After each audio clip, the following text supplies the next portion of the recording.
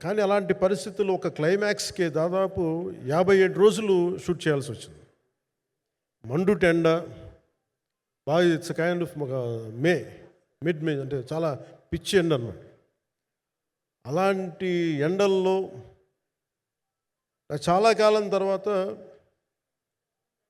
నాకు martial arts, నేను ఎప్పుడో నేర్చుకున్న మార్షల్ ఆర్ట్స్, ఒక ఎస్క్రీమా కానీ, ఊషు కానీ, నేను నేర్చుకున్న సెల్ఫ్ డిఫెన్స్ టెక్నిక్స్ కానీ, యుఎస్లో నేను ఒక వర్క్షాప్ చేసిన జీత్ కండో ఇవి కానీ, ఇవన్నీ ఈ సినిమాకి నాకు పనికి వచ్చినాయి. నాకు ఇవన్నీ వీళ్ళతో డిఫరెంట్ కొరియోగ్రాఫర్స్తో కూర్చొని, ప్రత్యేకించి క్లైమాక్స్ పార్ట్ ఇది అందరికీ ఇన్స్పైర్ చేసింది.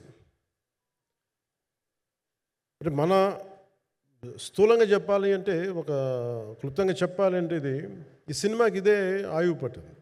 ఈ ఫస్ట్ పార్ట్కి ఎక్కడో కొల్లూరు నుంచి, మన కృష్ణానది తీరం కొల్లూరు, విజయవాడ సమీపంలో ఉన్న కొల్లూరు ప్రాంతం నుంచి దొరికిన ఒక కోహినూరు వజ్రం నుంచి అది ఎటు మన గోల్కొండ రాజుల దాకా వచ్చింది, మన హైదరాబాద్ సుల్తాన్ల దాకా ఎలా వచ్చింది, దీని ట్రావెల్ ఇటు వెళ్ళింది. ఇవన్నీ జరిగినప్పుడు దీని నేపథ్యంలో జరిగే కథ ఇది.